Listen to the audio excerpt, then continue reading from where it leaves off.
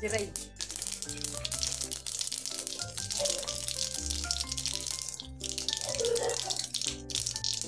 जिरे, लसूण, कांदा,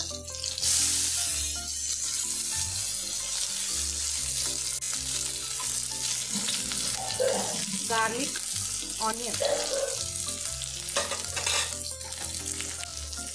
कढीपत्ता, हिंग नाही शक्यतो तेलात टाकायचा म्हणजे त्याची वेगळीच टेस्ट मिळते तुमच्यावर का. थोडंसं जास्त टाकायचं नाही.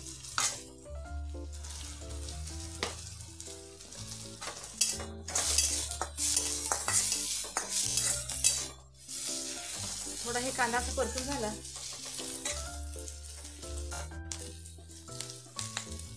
आता आपण हे मिक्सरला बारीक करून घेतलेलं आहे लौकी किंवा दुधी भोपळा ह्याला म्हणतो काय ह्या कांद्यात असा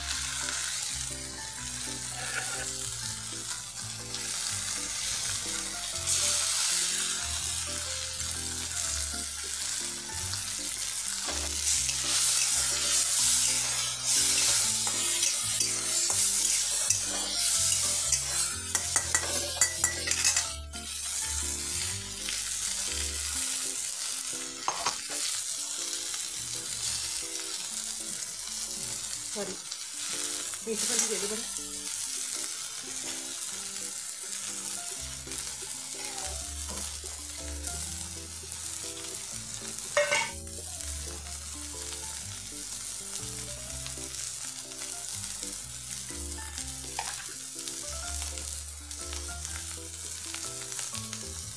हे तिखट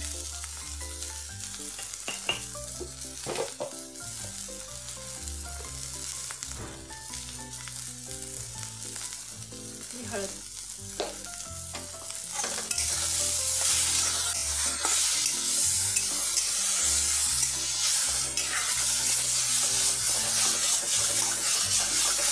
तर हा दुधी भोपळा किंवा लौकीचा खिमा अशा प्रकारे एकदा करून बघा. मी सांगितल्या पद्धतीनं कमेंटमध्ये मला नक्कीच कळवा.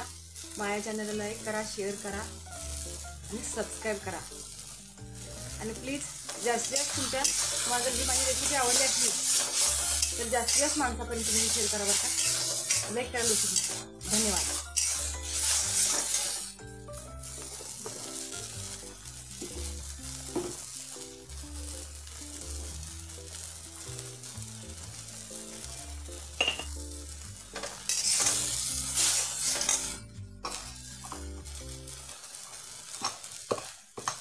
आता हे मिक्सरच्या भांड्याला जे पाणी राहिलं मसाला राहिलं होतं त्यातून मी पाणी टाकले बरं का.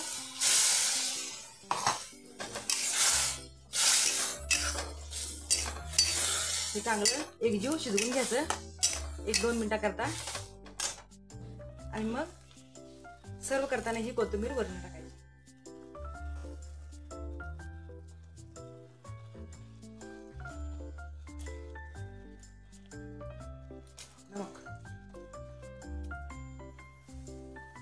टेस्ट करून बघितलं बघा, छान झाले.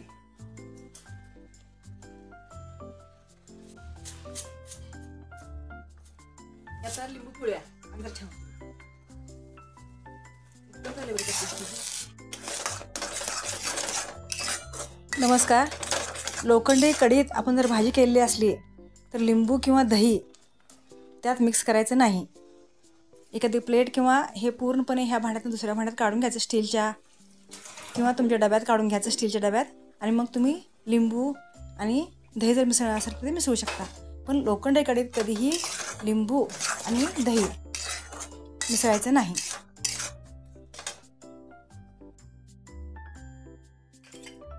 नमस्कार. आज मैं लौकी का खीमा बना रही हूँ. लौकी का खीमा बनाने के लिए मैंने लौकी को अच्छी तरह से धो के लिया है. धोने के बाद मैंने उसको गैस पर ही थोड़ा सा उस पर तेल मॉलिश करके लौकी चारों तरफ से भून लिए. भूनने के बाद मैंने ऊपर का जो काला छिलका रहता है वो सब निकाल के उसके छोटे छोटे पीस किए. छोटे छोटे पीस मैंने मिक्सर ग्राइंडर में बारीक किए. जब मैंने मिक्सर में लौकी का वो जो पीस रहे थे वो बारीक करने के लिए डाले। उसके साथ ही मैंने जीरा, नमक, लहसुन, कोतंबीर और थोड़ा सा हल्का नमक डाल के मैंने वो एकदम अच्छी तरह से पीस लिया था। पीसने के बाद एक कढ़ाई में मैंने तेल लिया।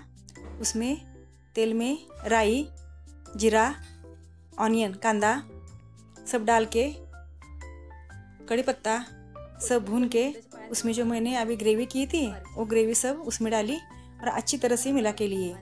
और हल्द, हिंग और लाल तिखट और मीठ, तिखट मीठ डाल के सब मसाला मैंने सब भून लिया।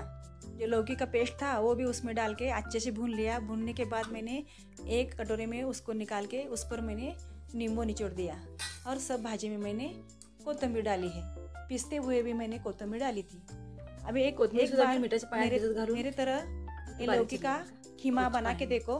मेरे चैनल को लाइक करो, शेयर करो और सब्सक्राइब करो। धन्यवाद। नींबू कभी भी लोखंड की कड़ाई में नहीं डालना चाहिए। इतना तुम याद रखना चाहिए। एक महत्वपूर्ण टिप है।